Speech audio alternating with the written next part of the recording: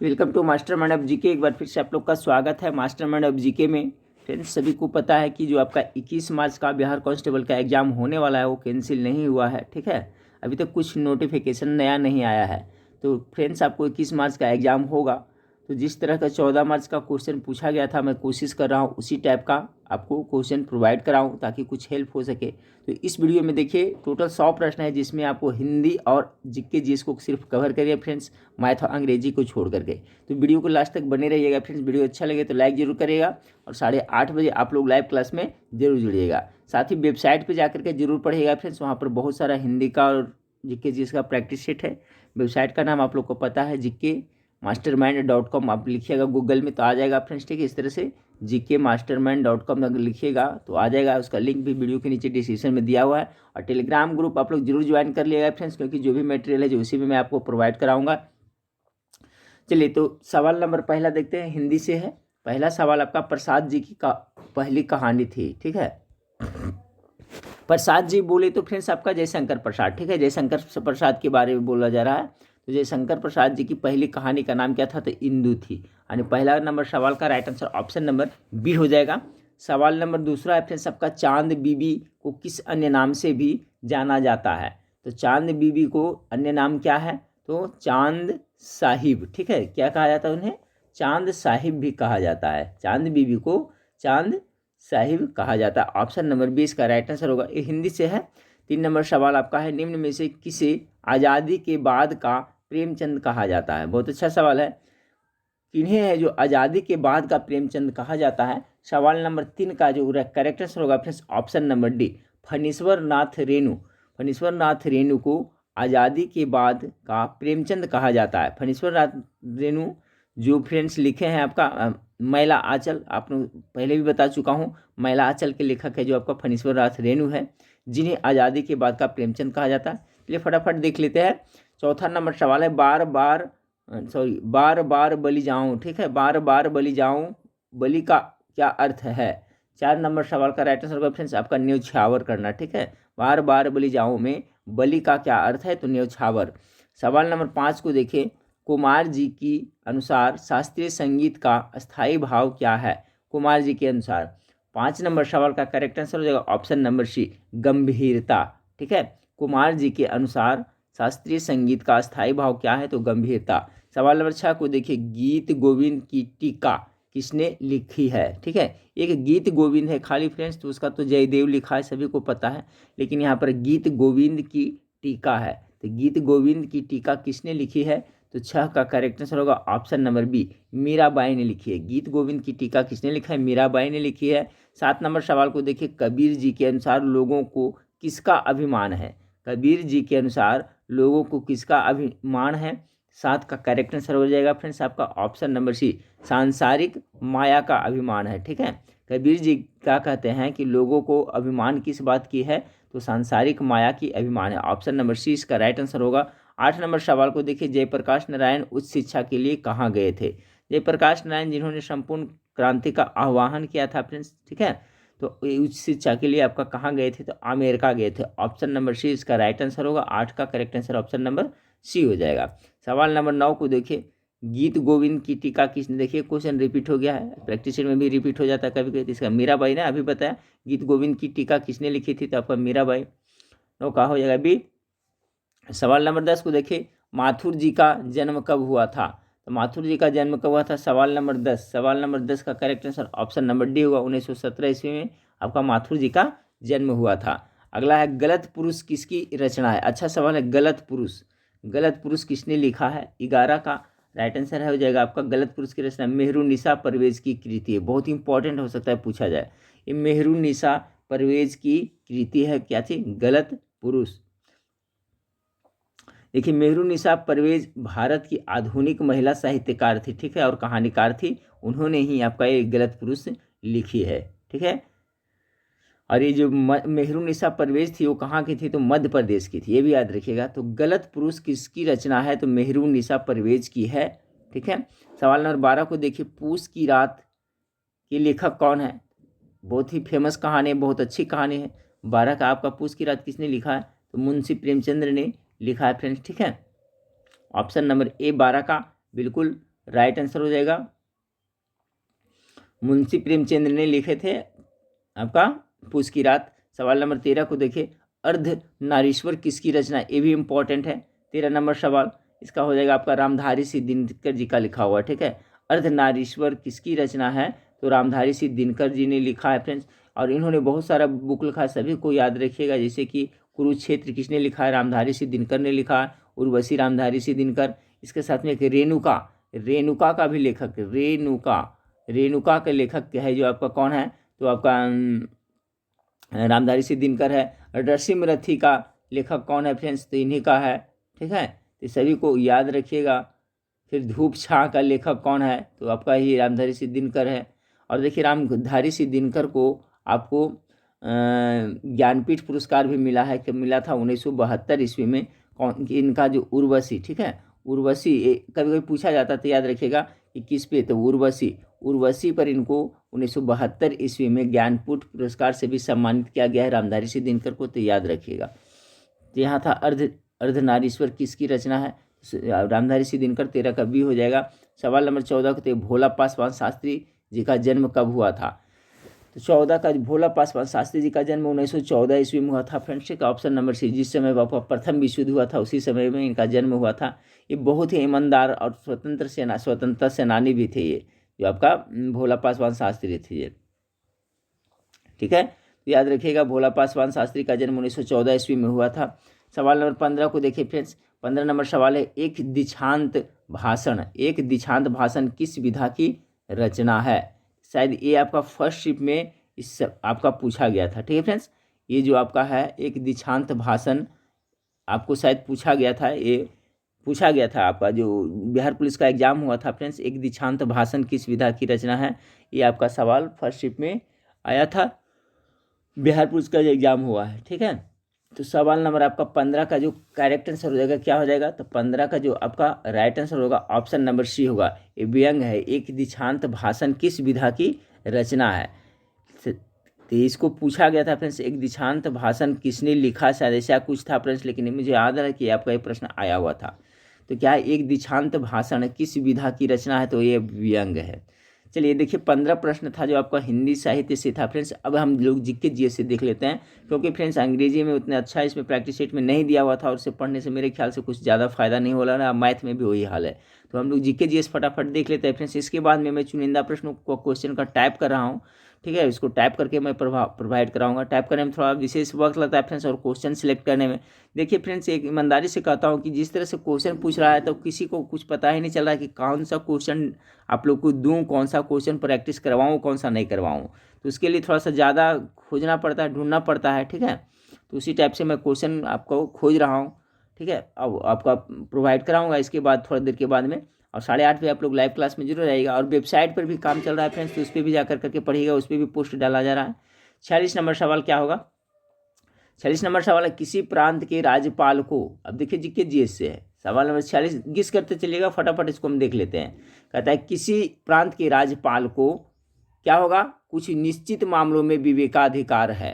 कह रहा है कोई विवेकाधिकार नहीं है, नहीं, कुछ निश्चित मामलों में विवेकाधिकार है। किसी भी प्रांत के राज्यपाल जो गवर्नर होता है उसको कुछ निश्चित मामले में विवेकाधिकार होता है। 47 नंबर सवाल को देखिए क्या है, कि कानून कौन सा कथन सही अर्थों में परिभाषित करता है। कानून देखिए कह रहा है कानून को कौन सा कथन, जो कानून है नियम है, कौन सा कथन सही अर्थों में परिभाषित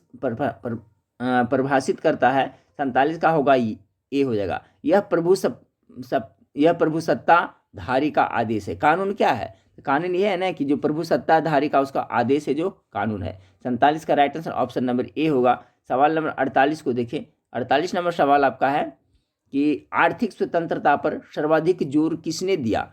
देखिए अच्छा सवाल है आपका। तो आर्थिक स्वतंत्रता पर जोर दिया था व्यक्तिवादियों ने ज़्यादा जोर दिया था, ठीक है। आपका व्यक्तिवादियों ऑप्शन में है, मार्क्सवादियों है, उदारवादियों है, आदर्शवादियों है। तो जो आर्थिक स्वतंत्रता है इस पर सर्वाधिक जोर किसने दिया था, तो व्यक्तिवादियों ने दिया था। 48 का right answer option number A होगा। सवाल नंबर 49 को देखें, किस प्रकार की सरकार में कार्यपालिका व्यवस्थापिका के लिए उत्तरदायी है। ये भी देखिए अच्छा सवाल है। तो देखिए इस आपका कैसा होता है, हम लोग भारत में भी इस टाइप का है फ्रेंड्स, किस प्रकार की सरकार में कार्यपालिका है जो व्यवस्थापिका के लिए उत्तरदायी होता है। तो संसाधनात्मक संसदात्मक सरकार हो जाएगा, ठीक है, संसदात्मक सरकार, यानी कि ऑप्शन नंबर 49 का सी करेक्ट आंसर हो जाएगा। संसदात्मक सरकार में ऐसा होता है, संसदात्मक सरकार, 49 का right answer option number C हो जाएगा। सवाल नंबर 50 को देखिए, करा निम्नलिखित में से कौन सी समिति चुनाव सुधार से संबंधित है। ये भी बहुत अच्छा सवाल है। 50 नंबर सवाल का आप लोग गेस करें फटाफट आंसर क्या होगा। चुनाव से संबंधित कौन कौन है, तो ऑप्शन में संस्थान समिति, डी में दिनेश गोस्वामी समिति, सी में बीरप्पा मोइली समिति और डी में उपरोक्त में से सभी। तो जो 50 नंबर सवाल है आपका, उसका जो राइट आंसर होगा ऑप्शन नंबर बी, आपका दिनेश गोस्वामी समिति है जो चुनाव सुधार से संबंधित है। याद रखिएगा दिनेश गोस्वामी समिति। जैसे मल्होत्रा समिति किससे, तो बीमा क्षेत्र से है। गोईपुरिया समिति किससे, तो बैंकिंग सुधार से है। तो सभी का आप लोग कॉन्सेप्ट जरूर याद रखिएगा। तेंदुलकर समिति है जो आपका गरीबी से है, ठीक है। तो उसी तरह से आपका आप जो फ्रेंड्स दिनेश गोस्वामी समिति है जो किससे संबंधित है, तो आपका ये चुनाव सुधार से संबंधित समिति है। सवाल नंबर 51 को देखें, कह रहा है कि भारतीय संविधान के कौन से अनुच्छेद स्वतंत्रता के अधिकार को आश्वासित करते हैं। स्वतंत्रता का तो देखिए प्रेस की स्वतंत्रता 19 से शुरू होता है ना, 19 के 1 से, यानी ऑप्शन नंबर बी इसका बिल्कुल राइट आंसर हो जाएगा। 51 का right answer option number B हो जाएगा। भारतीय संविधान में कौन सा अनुच्छेद स्वतंत्रता के अधिकार को आश्वासित करता है, तो 20 हो जाएगा, अनुच्छेद 19 से लेकर के 22 तक। सवाल नंबर 52 को देखिए फ्रेंड्स, आपका भारतीय संविधान में निम्नलिखित में से किस योजना के अंतर्गत गठित किया गया था। सिंपल सा सवाल है। जो भारतीय संविधान का जो गठन हुआ था फ्रेंड्स, कब हुआ था, प्रथम बैठक कब हुआ था, इसके बारे में पूछा गया था, मैं बताता हूं। तो भारतीय संविधान निम्नलिखित में से किस योजना के अंतर्गत गठित किया गया था, तो कैबिनेट मिशन ना, कैबिनेट मिशन के सिफारिश पर किया गया था। 52 नंबर सवाल का जो राइट आंसर हो जाएगा option number C, cabinet mission दल के प्लान पर। और देखिए फ्रेंड्स, ये इससे प्रश्न आया था, मेरा बताया हुआ प्रश्न आया था भारतीय संविधान, इसका पूछा गया था कि जो संविधान सभा का जो बैठक हुआ था उसकी अध्यक्षता किसने किया था। देखिए क्वेश्चन आया था, तो सच्चिदानंद सिन्हा ने किया था। मैं बार बार बताया हूँ फ्रेंड्स, हो सकता है फिर प्रश्न आपको पूछा जाए कि देखिए संविधान सभा का प्रथम बैठक 9 दिसंबर, कितना, 9 दिसंबर 1946 में हुआ था। कितना हुआ था, 9 दिसंबर 1946 में। याद रखिएगा 9 दिसंबर 1946 में हुआ था, जिसमें आपका सच्चिदानंद को अस्थायी अध्यक्ष चुना गया था और उन्हीं की अध्यक्षता में आपका बैठक भी हुआ था। उसके बाद में दूसरी बैठक आपका कब हुआ था, तो आपका 11 दिसंबर, ठीक है, 9 दिसंबर के बाद में 11 दिसंबर 1946 में हुआ था, जिसमें डॉक्टर राजेंद्र प्रसाद को अस्थायी अध्यक्ष चुना गया था। तो देखिए मेरा बताया हुआ एक सवाल आया था, उसमें आया था जो इससे संबंधित था कि भारतीय संविधान का जो प्रथम बैठक हुआ, संविधान सभा का प्रथम बैठक हुआ था, उसकी अध्यक्षता किसने किया था, तो डॉक्टर सच्चिदानंद सिन्हा ने किया था। ये आया था फ्रेंड्स, ठीक है, बहुत बार में क्वेश्चन बताया था। तो सवाल नंबर 52 को देखिए क्या कर रहा था, भारतीय संविधान निम्नलिखित में से किस योजना के अंतर्गत गठित किया गया था, तो आपका आपका कैबिनेट मिशन प्लान के ना।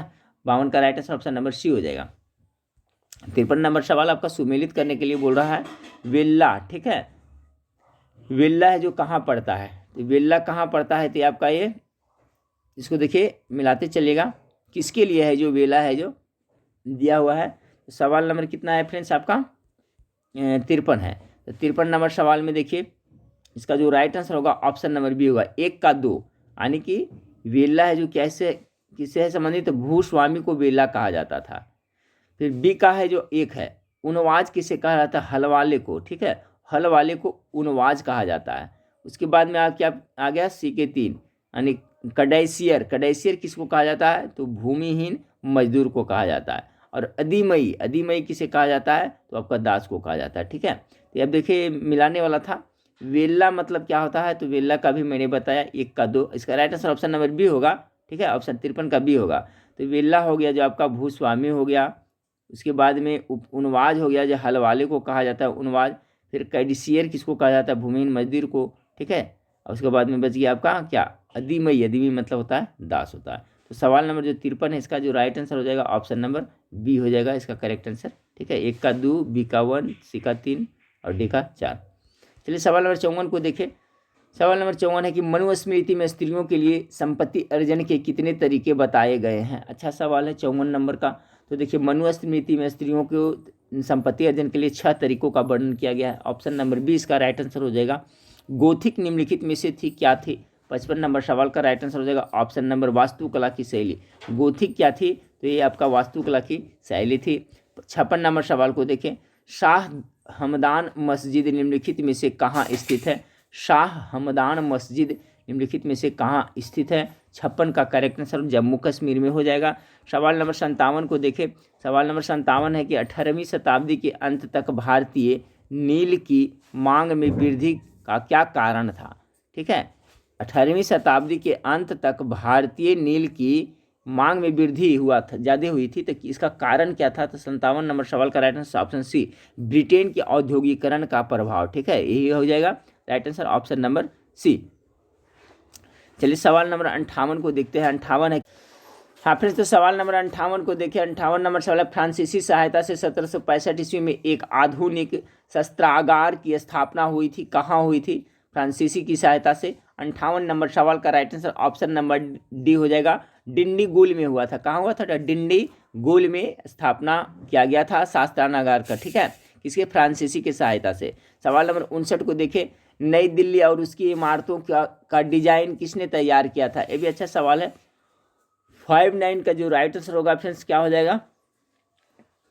एडवर्ड लुटियस ने और हेरबर्ट बेकर ने, दोनों, यानी ऑप्शन नंबर सी करा। नई दिल्ली और उसकी इमारतों की डिजाइन किसने तैयार किया था? 59 नंबर सवाल का right answer option number C होगा, ए और बी दोनों। एडवर्ड लुटियंस ने किया था अपने 1960 में, हर्बर्ट बेकर ने, दोनों मिलकर के किया था। 59 का right answer option number C. सवाल नंबर 60 को देखें। करा फ्रेंड्स, पटना में अनुशीलन समिति की शाखा स्थापित की थी। अच्छा सवाल है भी। पटना में जो अनुशीलन समिति की शाखा स्थापित किया गया था, किसके द्वारा किया गया था? 60 का right answer option number B, Sachindra Nath Sanyal के द्वारा। ठीक है, सान्याल के द्वारा पटना में अनुशीलन समिति की शाखा स्थापित किसके द्वारा किया गया था? सचिंद्र, ठीक है, सचिंद्र नाथ सान्याल के द्वारा स्थापित की गई थी। 60 का बी हो जाएगा राइट आंसर। सवाल नंबर 61 को देखें कि टेरा रोसा शब्द से तात्पर्य क्या है? ये देखिए बहुत इंपॉर्टेंट है। ठीक है, 61 नंबर, ये बार बार पूछा भी जाता है। तो टेरा रोसा शब्द से क्या है? लाल मिट्टी से संबंधित है। ठीक है, 61 नंबर सवाल का जो राइट आंसर होगा क्या हो जाएगा फ्रेंड्स? ऑप्शन नंबर बी हो जाएगा। आप लोग नाम सुने होंगे टेरा रोसा के बारे में। टेरा रोसा से तात्पर्य लाल मिट्टी से है। ठीक है, लाल मिट्टी में जैसे रवेदार चट्टान की जो टूट फूट से बनी होती है जो, ठीक है फ्रेंड्स, उसी से संबंधित है आपका टेरा रोसा। लाल मिट्टी करेक्ट आंसर होगा 61 का। चलिए सवाल नंबर 62 को देखिए।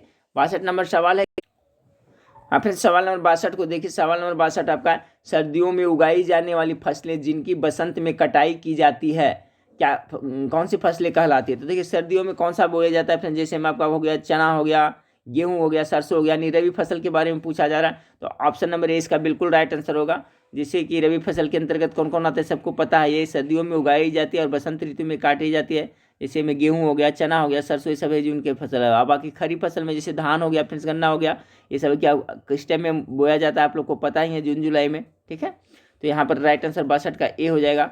एक सवाल और पूछा जाता है फ्रेंड्स जायद फसल के बारे में, इसका भी याद रखेगा। ठीक है, जायद फसल, जायद फसल, जायद फसल होता है जो जैसे खीरा, खरबूज, तरबूज, ककड़ी, सब ये जायद फसल के अंतर्गत आता है।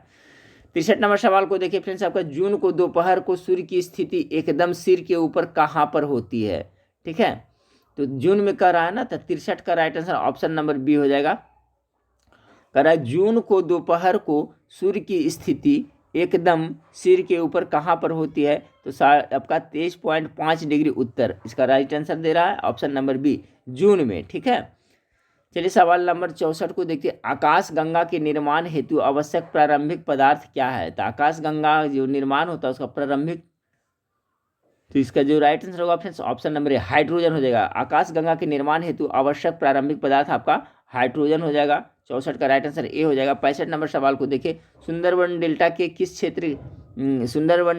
क्षेत्र किस प्रकार के वनों से घिरे हुए? ये भी अच्छा सवाल है 65 का हो जाएगा फ्रेंड्स आपका मैग्रोव वन है। ठीक है, देखिए ये पूछा जाता है कि मैग्रोव वन है जो कहाँ पाया जाता है? तो पश्चिम बंगाल के जो सुंदरवन डेल्टा है वहाँ खास करके मैग्रोव वन पाए जाते हैं। तो याद रखिएगा जो सुंदरवन डेल्टा है वहाँ पर किस प्रकार के वन है? तो मैग्रोव वन का वहाँ पर पाया जाता है। याद रखिएगा 65 का ऑप्शन नंबर डी। 66 नंबर सवाल को देखिए। निम्नलिखित में से सबसे लंबी भूवैज्ञानिक अवधि है, भूवैज्ञानिक अवधि सबसे लंबी कौन है? 66 का correct answer option number Eon. क्या नाम है उसका?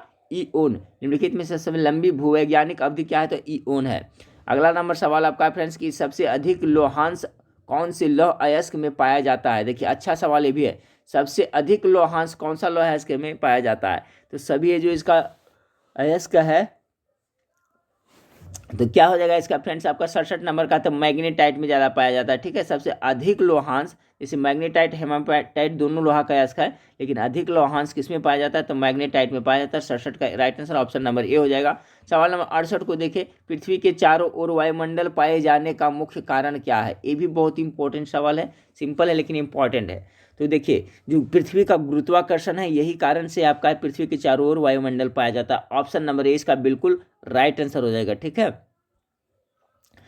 68 नंबर सवाल का राइट आंसर हो जाएगा ऑप्शन नंबर आपका ए, पृथ्वी का गुरुत्वाकर्षण बल के कारण ही पृथ्वी के चारों ओर वायुमंडल पाए जाते हैं। 69 नंबर सवाल को देखिए, अर्थशास्त्र केवल वास्तविक विज्ञान है, यह कथन किसका है? ये भी टॉप मोस्ट VVI एक क्वेश्चन है, हो सकता है कल 21 को पूछ दिया जाए फ्रेंड्स। अर्थशास्त्र केवल वास्तविक विज्ञान है, यह कथन किसका है? 69 का राइट आंसर हो जाएगा ऑप्शन नंबर ए, रॉबिन्स ने यह कहा था। अर्थशास्त्र केवल वास्तविक विज्ञान है, यह कथन किसका है? तो 69 नंबर सवाल का राइट आंसर हो जाएगा ऑप्शन नंबर ए, रॉबिन्स ने ऐसा कहा था। सवाल नंबर 70 को देखें, पूर्ति लोच की कितनी श्रेणियां हैं? ये भी इकोनॉमिक्स का सवाल है। 70 का correct answer option number B, 5 श्रेणियां हैं। पूर्ति लोच की कितनी श्रेणियां? तो 5 श्रेणियां हैं। अगला सवाल को देखिए फ्रेंड्स, स्फीति की, ठीक है, अंतराल निम्नलिखित में से किसका माप है? स्फीतिक अंतराल निम्नलिखित में से किसका माप है? 71 नंबर सवाल का करेक्ट आंसर ऑप्शन नंबर अधिमांक का माप है। अधिमांक का माप हो जाएगा फ्रेंड्स। अगला सवाल को देखते हैं, 72 नंबर सवाल, भारत सरकार के बजट के कुल घाटे में किस घाटे का सबसे अधिक योगदान है? ये भी देखिए इकोनॉमिक्स का सवाल है। भारत सरकार के बजट के कुल घाटे में किस घाटे का सबसे अधिक योगदान है? 72 का जो राइट आंसर हो जाएगा फ्रेंड्स ऑप्शन नंबर बी, राजकोषीय घाटे का। सवाल नंबर 73 को देखिए, अंतर्राष्ट्रीय व्यापार का प्रमुख प्रहरी है। ये भी इंपॉर्टेंट सवाल है, अंतर्राष्ट्रीय व्यापार का प्रमुख प्रहरी किसे कहा जाता है? 73 नंबर सवाल का राइट आंसर हो जाएगा ऑप्शन नंबर क्या हो जाएगा? सी, WTO। ठीक है फ्रेंड्स, विश्व व्यापार संगठन। तो इसका राइट आंसर ऑप्शन नंबर हो जाएगा सी फ्रेंड्स। इसका मुख्यालय कहाँ सभी को पता होगा ना, विश्व व्यापार संगठन का जिनेवा। अगला सवाल देखें, 74 नंबर सवाल को देखें, पूंजी निर्माण में क्या शामिल नहीं है? पूंजी निर्माण में शामिल क्या नहीं है? 74 नंबर सवाल का जो करेक्ट आंसर होगा ऑप्शन नंबर सी, शुद्ध परिसंपत्ति जो नहीं है। ये भी इंपॉर्टेंट है, पूंजी निर्माण में क्या शामिल नहीं है? तो 74 का correct answer option number C होगा, शुद्ध परिसंपत्ति जो शामिल नहीं है। 75 नंबर सवाल को देखिए फ्रेंड्स, 75 नंबर सवाल है, मानव संसाधन किस प्रकार आर्थिक विकास में योगदान देता है? मानव संसाधन है जो किस प्रकार आर्थिक विकास में योगदान देता है? 75 का right answer option number D होगा, उपयुक्त सभी, जैसे में प्रशिक्षित जनशक्ति प्रदान करता है, विज्ञान तकनीक में अनुसंधान तथा नव प्रवर्तन करता है, कल्याण की भावना तथा सामाजिक अनुशासन करता है, सभी में करता है। ठीक है, तो मानव संसाधन किस प्रकार आर्थिक विकास में योगदान देता है? तो उपयुक्त सभी हो जाएगा। 76 नंबर सवाल को देखिए, द्विबीजपत्री जड़ जो द्वितीयक वृद्धि प्रदर्शित कर रही है, उसमें प्राथमिक जाइलम का क्या भविष्य है? जाइलम का क्या भविष्य? जाइलम और फ्लोएम दो उत्तक होता है, इसके बारे में बताए थे फ्रेंड्स। ठीक है, तो इसमें क्वेश्चन कुछ घुमा करके पूछा है कि द्विबीजपत्री जड़ जो द्वितीयक वृद्धि प्रदर्शित कर रहे हैं, उसमें प्राथमिक जाइलम का क्या भविष्य है? 76 का राइट आंसर ऑप्शन नंबर अक्ष के केंद्र में बनी रहती है। ठीक है, अक्ष के केंद्र में ये बनी रहती है। ऐसे जनरली जाइलम है जो फ्रेंड्स जल को अपना पेड़ पौधे के सभी अंगों तक पहुंचाता है, जल और खनिज नवल को। और फ्लोएम उत्तक है जो क्या करता है, वो तो उसका जो खाद्य पदार्थ होता है उसका संवहन करता है। इसको मैं बार बार रिपीट करता हूँ, सबको याद हो गया होगा। 77 नंबर सवाल को देखिए फ्रेंड्स आपका, यदि इलेक्ट्रॉन को कितना 150 पॉइंट कितना 50 वोल्ट विभवांतर से त्वरित किया जाए तो उसकी दे ब्रोगली तरंगदैर्घ्य क्या होगी? तो इसका जो दे ब्रोगली तरंगदैर्घ्य होगी 77 का right answer option number C हो जाएगा। ठीक है, 77 का right answer option number C हो जाएगा। सवाल नंबर 78 को देखें कि हाइड्रोजन अणुओं में दो हाइड्रोजन परमाणुओं के बीच की दूरी कितना है? 74 पिकोमीटर है। यदि दूरी समान, यह दूरी समान है, किसका समान है? तो 78 का जो राइट आंसर हो जाएगा ऑप्शन नंबर डी, ये सभी का है। कह रहा हाइड्रोजन अणुओं में दो हाइड्रोजन परमाणुओं के बीच में की दूरी कितना है आपका? 74 पिकोमीटर है। यह दूरी किसके समान है? तो इसका right answer option number D होगा, यानी कि सभी के समान है। चलिए सवाल नंबर 79 को देखें, ग्लाइकोलाइस की क्रिया में कुल कितने एटीपी अणुओं का लाभ होता है? ये भी बहुत अच्छा सवाल है फ्रेंड्स, तो याद कर लीजिएगा, टोटल 8 अणुओं का लाभ होता है। ग्लाइकोलाइस की क्रिया में कुल कितने एटीपी अणुओं का लाभ होता है फ्रेंड्स, तो इसका जो right answer option number A होगा। याद रखिए एटीपी मतलब फ्रेंड्स, इसका एटीपी का फुल फॉर्म भी आप लोग याद रखिएगा क्या होता है, हमें कमेंट करके बताइएगा। और देखिए हम लोग को जो शरीर में जो होता है फ्रेंड्स, कोशिका शरीर जो है फ्रेंड्स, तो कोशिका में क्या होता है, माइटोकॉन्ड्रिया होता है, ठीक है। अब माइटोकॉन्ड्रिया को क्या कहा जाता है, आपका ऊर्जा हाउस कहा जाता है। तो जो ऊर्जा हम लोग के शरीर में निकलता है वो एटीपी के ही रूप में निकलता है, ठीक है, याद रखिएगा। और इसका फुल फॉर्म भी पूछा जाता है, तो आप बहुत बार बताए हैं एटीपी का फुल फॉर्म क्या होता है। हमारे शरीर में जो ऊर्जा निकलता है एटीपी के ही रूप में निकलता है, तो क्या होता है इसका फुल फॉर्म कमेंट करके बताइएगा एटीपी का। कह रहा है फ्रेंड्स ग्लाइकोलाइसिस की क्रिया में कुल कितने एटीपी अणुओं का लाभ होता है, तो ऑप्शन नंबर इसका राइट आंसर 79 का 80 नंबर सवाल को देखिए। कर आपका फ्रेंड्स कि भारी स्थायी नाभिक में न्यूट्रॉन की संख्या n तथा प्रोटॉन की संख्या z में क्या संबंध होता है। जो भारी नाभिक होता है उसमें, तो इसमें क्या संबंध होता है बताएं। 80 नंबर सवाल का राइट आंसर क्या हो जाएगा फ्रेंड्स, आपका ऑप्शन नंबर डी होता है, ठीक है।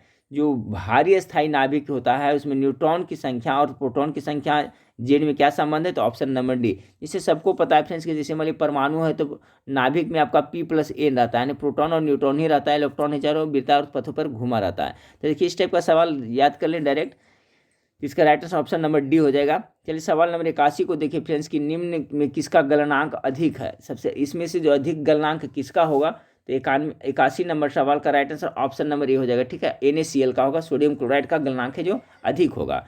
82 नंबर सवाल को देखिए फ्रेंड्स, 82 नंबर सवाल आपका है, देखिए सभी तरह का प्रैक्टिस सेट करें फ्रेंड्स, कुछ किस तरह का क्वेश्चन पूछा जा रहा है, कहाँ से पूछ देगा किसी को नहीं पता है फ्रेंड्स, इसलिए मैं सभी तरह का प्रैक्टिस सेट थोड़ा सा टिपिकल भी करवा रहा हूँ। कह रहा है कि शरद ऋतु में यदि हम प्रातः काल लोहे तथा लकड़ी के टुकड़े को स्पर्श करें तब लोहे का टुकड़ा अधिक ठंडा महसूस होता है, क्योंकि ये सवाल तो बहुत पुराना है। 82 नंबर सवाल का राइट आंसर क्या होगा, ऑप्शन नंबर सी, लोहे की विशिष्ट ऊष्मा क्षमता उच्च होती है, यही कारण से, ठीक है। तो 82 का राइट आंसर क्या होगा, सी। अच्छा है, याद कर लीजिएगा क्यों ऐसा होता है कि शरद ऋतु में यदि हम प्रातः काल में लोहे तथा लकड़ी के टुकड़ा छूते हैं तब लोहा वाला क्या बिल्कुल अधिक ठंडा लगता है, महसूस होता है, क्योंकि लोहे की विशिष्ट ऊष्मा क्षमता उच्च होती है, यही कारण से।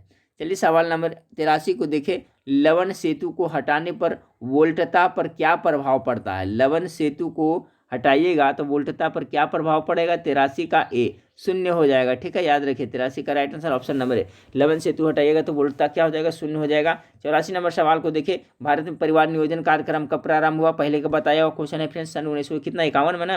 राइट आंसर ऑप्शन नंबर आपका ये हो जाएगा, 1951 में परिवार नियोजन कार्यक्रम प्रारंभ हुआ था। कोयले की खदानों में उपस्थित जहरीली गैस कौन है, ये टॉप मोस्ट बीवी रेफरेंस हो सकता है कल आपको 21 तारीख को एग्जाम में पूछ दिया जाए, ठीक है। जो कोयले के खदान में होता है उसमें उपस्थित जहरीली गैस कौन कौन होता है, तो कार्बन मोनोऑक्साइड के साथ साथ कौन सा होता है, मीथेन होता है ना। यानी 50 का राइट आंसर क्या हो जाएगा, ऑप्शन नंबर सी, CO यानी कार्बन मोनोऑक्साइड और मीथेन। तो कोयले के जो खदान में होता है उसमें जहरीली गैस के रूप में अक्सर देखा जाता है क्या, कार्बन मोनोऑक्साइड और मीथेन को देखा जाता है। 86 को देखिए फ्रेंड्स, वाहक तरंग की आकृति FC के साथ श्रव्य तरंग आवृत्ति FM के आयाम मॉडुलन से प्राप्त बैंड चौड़ाई का मान क्या होगा, तो बैंड चौड़ाई का जो मान होगा 86 का right answer option number B हो जाएगा, ठीक है, 2FM हो जाएगा।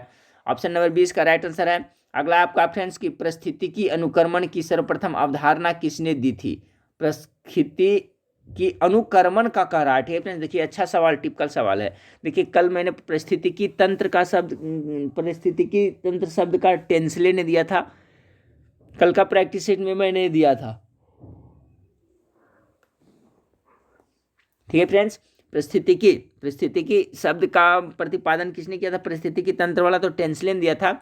आज पूछा जा रहा है परिस्थितिकी अनुक्रमण की सर्वप्रथम अवधारणा किसने दी थी, अच्छा सवाल है। 87 का right answer option number B होगा, क्लीमेंट्स तथा वर्मिंग ने परिस्थितिकी अनुक्रमण की सर्वप्रथम अवधारणा प्रस्तुत की थी, क्लीमेंट्स तथा वार्मिंग ने। 87 का बी राइट आंसर होगा। 88 नंबर सवाल को देखें कि नदी तथा समुद्र के मिलने के स्थान पर डेल्टा निर्माण के लिए निम्न में से कौन सा प्रक्रम उत्तरदायी है, ये भी बहुत अच्छा है कि नदी तथा समुद्र के मिलने से क्या बनता है, डेल्टा बनता है, तो किस क्रिया के फलस्वरूप बनता है फ्रेंड्स, तो यह स्कंदन हो जाएगा, ठीक है। 86 का right answer option number C हो जाएगा, क्या होगा, स्कंदन हो जाएगा, ठीक है। 88 का right answer option number C हो जाएगा। सवाल नंबर 89 को, डॉक्टर हरगोविंद खुराना द्वारा सर्वप्रथम कृत्रिम जीन संश्लेषण कब किया गया था, 89 का राइट आंसर ऑप्शन नंबर 1973 ईस्वी में किया गया था। डॉक्टर हरगोविंद खुराना, ठीक है फ्रेंड्स, जिन्होंने आपका जेनेटिक कोड का खोज किया था, हरगोविंद खुराना ने किया था, ये भी याद रखिएगा। तो इसको करा है सर्वप्रथम कृत्रिम जीन संश्लेषण कब हुआ था फ्रेंड्स, तो आपका 1973 में किया था, याद रखिएगा। गोताखोर द्वारा श्वसन के लिए प्रयुक्त किए जाने वाले गैस सिलेंडर में किस गैस को मिलाया जाता है, तो आपको पता होगा फ्रेंड्स क्या हीलियम रहता है ना। 90 का राइट आंसर क्या हो जाएगा, ऑप्शन नंबर डी हो जाएगा, गोताखोर वाला। अगला सवाल आपका दुर्लभ मृदा तत्व कहलाते हैं, ये भी टॉप मोस्ट भी है, कौन सा ब्लॉक के तत्व को दुर्लभ मृदा कहा जाता है।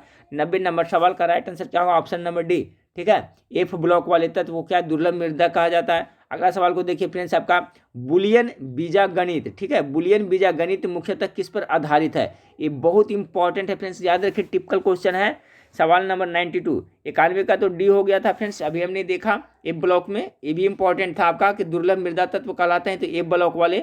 और 92 का देखिए कि बुलियन बीजगणित, ठीक है, मुख्यतः किस पर आधारित होता है। 92 नंबर सवाल का right answer option number B, तर्क पे आधारित होता है, ठीक है, ये तर्क पर आधारित होता है बुलियन। 93 को देखिए फ्रेंड्स कि वायु प्रदूषण के विश्वसनीय संकेतक है, ये बहुत अच्छा है, बहुत बार पूछा जा चुका है। तो देखिए जो लाइकेन तथा मॉस होता है ना, वो वायु प्रदूषण के विश्वसनीय संकेतक है, तो सवाल याद रखिएगा, वायु प्रदूषण के विश्वसनीय संकेतक कौन है, तो लाइकेन तथा मॉस, ये सवाल पूछा जाने वाला है फ्रेंड्स, याद रखिएगा, लाइकेन तथा मॉस वायु प्रदूषण के विश्वसनीय संकेत कौन है, बार बार रिपीट कर रहा हूँ फ्रेंड्स, लाइकेन तथा मॉस, याद रखिएगा। 94 को देखें, ग्लूकोज को एथिल अल्कोहल में परिवर्तित करने के लिए प्रयुक्त एंजाइम क्या है, ये भी टॉप मोस्ट VVI सवाल है, जो ग्लूकोज है उसको एथिल अल्कोहल में परिवर्तित कौन सा एंजाइम करता है। 94 नंबर सवाल का जो राइट आंसर हो जाएगा ऑप्शन नंबर आपका बी हो जाएगा, क्या हो जाएगा, जाइमेक्स हो जाएगा, क्या हो जाएगा, जाइमेक्स हो जाएगा।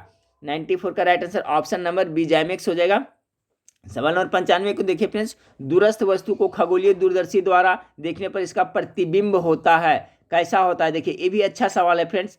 ये दूरस्थ वस्तु को खगोलीय दूरदर्शी द्वारा देखने पर इसका प्रतिबिंब कैसा होता है, तो विकृत होता, सॉरी, इसका प्रतिबिंब होता है जो फ्रेंड्स आपका उल्टा होता है। ऑप्शन नंबर सी इसका राइट आंसर होगा, दूरस्थ वस्तु को खगोलीय दूरदर्शी द्वारा देखने पर इसका प्रतिबिंब उल्टा होता है। 95 का सी करेक्ट आंसर होगा। सवाल नंबर 96 को देखिए फ्रेंड्स, कीटनाशक हाइमोक्सिन क्या है, कीटनाशक हाइमोक्सिन क्या है, तो ये आपका बेंजीन हेक्साक्लोराइड है, बहुत अच्छा सवाल है फ्रेंड्स, तो इसका option number B correct answer हो जाएगा, ठीक है। 96 का बी हो जाएगा, जो कीटनाशक हाइमोक्सिन क्या होता है, तो ये बेंजीन हेक्साक्लोराइड होता है, याद रखिएगा, benzene hexachloride is correct answer, option number B होगा 96 का।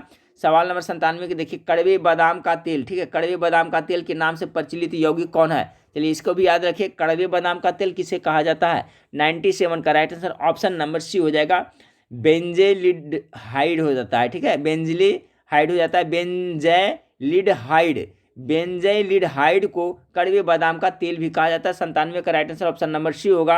98 नंबर सवाल को देखें, चुंबकीय याम्योत्तर और भौगोलिक याम्योत्तर के बीच के कोण को क्या कहते हैं, देखिए इसी टाइप का सवाल आपको पूछा जा रहा है फ्रेंड्स।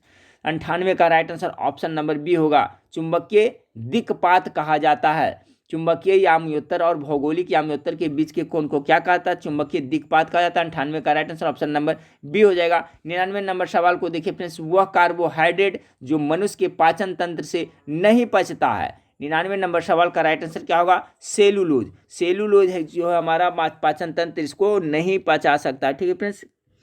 और देखिए कार्बोहाइड्रेट जो हम लोग का यकृत है, लीवर में किस रूप में जमा होता है, तो ग्लाइकोजेन के रूप में जमा होता है, ये भी याद रखिएगा। और वह कार्बोहाइड्रेट कौन सा जो मनुष्य के पाचन तंत्र नहीं पचा पाता, तो सेलुलोज को नहीं पचा पाता है। इस वीडियो को लास्ट सवाल को देखते हैं फ्रेंड्स, आपका वैद्युत द्विध्रुव के कारण केंद्र से r दूरी पर अक्ष पर स्थित बिंदु पर वैद्युत क्षेत्र की तीव्रता एवं विभव क्रमशः क्या है, EV है, तो E तथा V में संबंध क्या होगा। 100 नंबर सवाल का right answer option number A हो जाएगा, E = क्या होगा, V/R हो जाएगा। तो देखिए फ्रेंड्स, ये 100 प्रश्न में से हम लोग क्या कहें फ्रेंड्स, हिंदी और अंग्रेजी और मैथ का क्वेश्चन छोड़ करके बाकी सभी प्रश्न को देखें, ठीक है फ्रेंड्स। करीब करीब मेरे ख्याल से 60 क्वेश्चन टोटल देखे हैं फ्रेंड्स, ठीक है। तो इसी तरह से अभी मैं क्वेश्चन और टाइप कर रहा हूँ फ्रेंड्स, कुछ देर के बाद में आप लोग को मैं प्रोवाइड कराऊंगा 8:30 बजे लाइव क्लास में, आप लोग जरूर जुड़िएगा फ्रेंड्स। वीडियो अच्छा लगे तो लाइक जरूर करिएगा। आप लोग वेबसाइट पे जाके पढ़ें फ्रेंड्स, वहाँ पर फ्री ऑफ कॉस्ट, वहाँ पर और बहुत सारा मटेरियल मैं वहाँ पर अवेलेबल करवा रहा हूँ, वेबसाइट का नाम आप लोग को पता होगा jkmastermind.com, और उसका लिंक भी इस वीडियो के नीचे डिस्क्रिप्शन में दिया हुआ है। ऐसे गूगल में सर्च करिएगा फ्रेंड्स, आपका डायरेक्ट आ जाएगा मेरा वेबसाइट, वहाँ पर जाकर पढ़ाई करिएगा। ठीक है, तो नेक्स्ट वीडियो में फिर मिलते हैं। देखने के लिए थैंक यू, धन्यवाद।